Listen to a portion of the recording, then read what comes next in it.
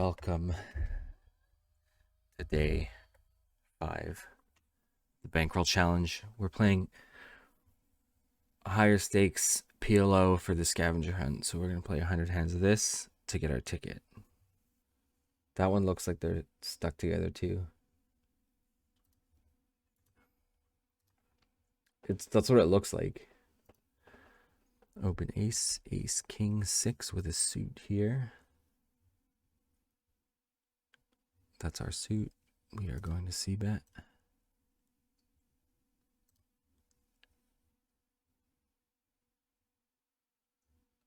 We're just going to bet to get this in.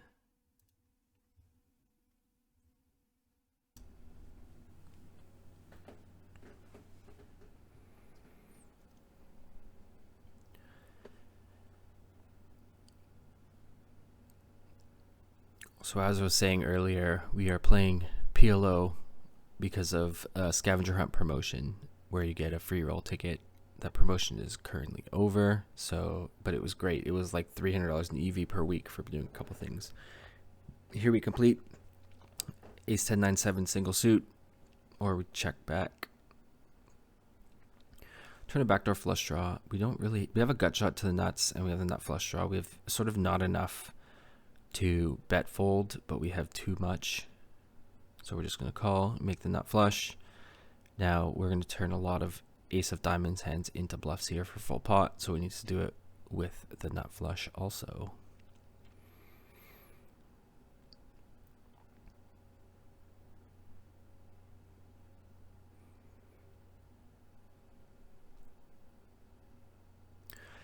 So next time we check the big blind, ace 10 9 6, and we are checking here to check raise because we benefit from equity denial. And just betting and getting called 3 ways is not good. So we check raise here. And we are going to be jamming almost all turns. Turn is a brick. So we jam and just hope they don't have a jack in their hand with a 10. And we get called by top pair and a straight draw and hold. Next hand, we open ace, king, queen, jack with a single suit from the cutoff.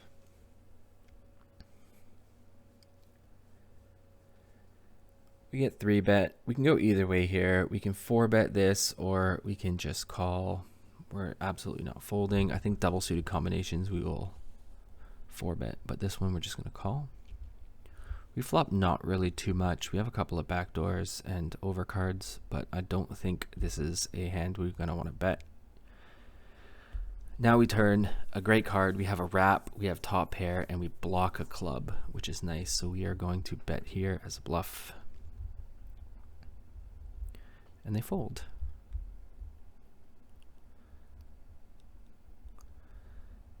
In this hand, we're in the big blind. And we have the king, king, jack 7 with a suit. We're going to raise this up versus limp and complete. Both of them call. We flop a gut shot, backdoor flush draw, and an overpair. You could go either way with this hand. I don't really want to bet and get raised off my hand, so I think it plays better as a check. And we turn top set, which is nice. We also block jack 10, which is nice. No flush draws coming in, which is nice. So we are going to bet here, and we are not expecting to get raised all that often. But we do this time for full pot.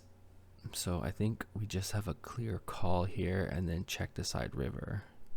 So river bricks out, and he decides to bet half pot. So we block the nuts, which is good, but he would need to be raising stuff like 2 pair and then continue to bet on the river. Or like he could be raising stuff like double straight draw blockers or something. If he had 10-10 or something, we decide to lay it down.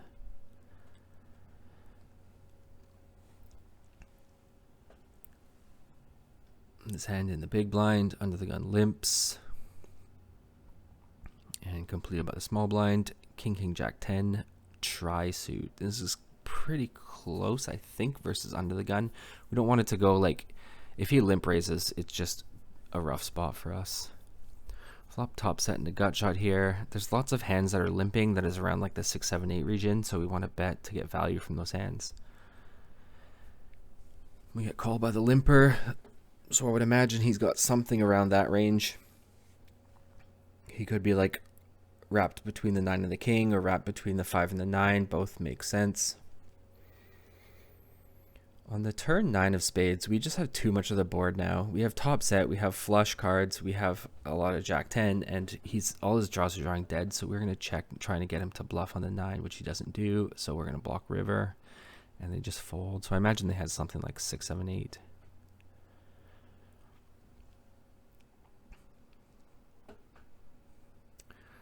His hand in the small blind.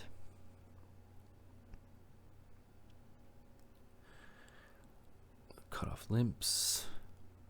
And the button. I believe the button, the button folds. We have ace, ace, queen, 5 with a suit. Obviously, we're going to raise from the small blind. We don't have too many completes. Both call. We flop an overpair and a gut shot. Again, too much equity to bet, fold. So we are going to check with the plan to call. If we had a spade, we would probably c-bet. And then on the turn 8, when it checks through, we just have so much equity versus anything they can have. So we're going to bet and deny all their gut shots and stuff.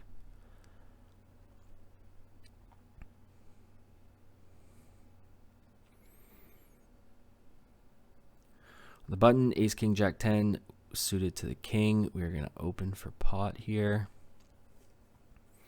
Basically always opening for pot. Don't want to open for less than pot since equities run so close. Try to force mistakes. Small blind calls, and the big blind folds. Flop top 2 here. It's nice. We block the ace of diamonds. We also have a gut shot to the nuts. We can definitely bet call here. So we are going to bet this one to try to deny some equity and also get value. And they fold.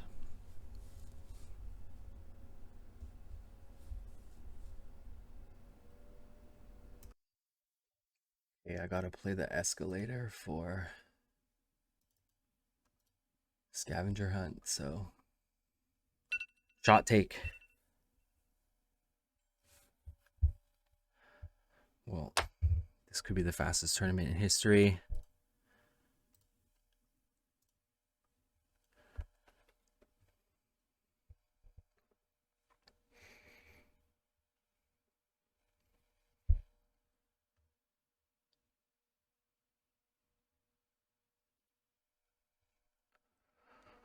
Ugh.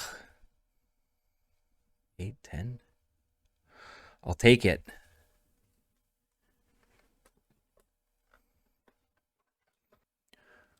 This tournament, 170 entries. Let's do a little bit of math here. 170 entries times 22. $3,740 should be in the prize pool. There's 4.4K. So we will divide this. Oops, that's wrong. 4,400 divided by 170 entries. Your $22 entry is worth $25.88. So even if you had rake back, you need like 300% rake back to get the same EV in this tournament.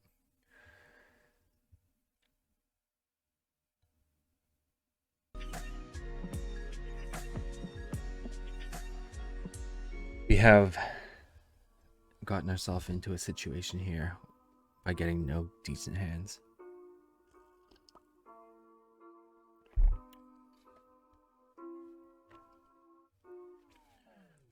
We're still like 30 off the money, so maybe everyone else will just get garbage, so we'll get a walk. That'd be cool.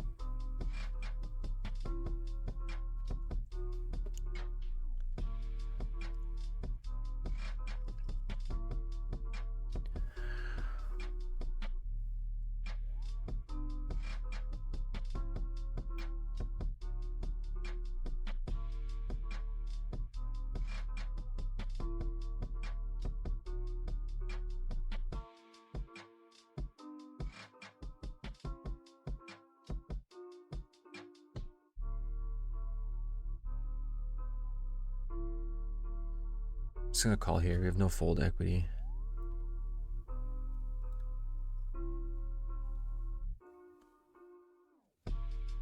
And now maybe he can misclick fold or something. Ugh, pocket kings. 5. That's it. We did not make it through.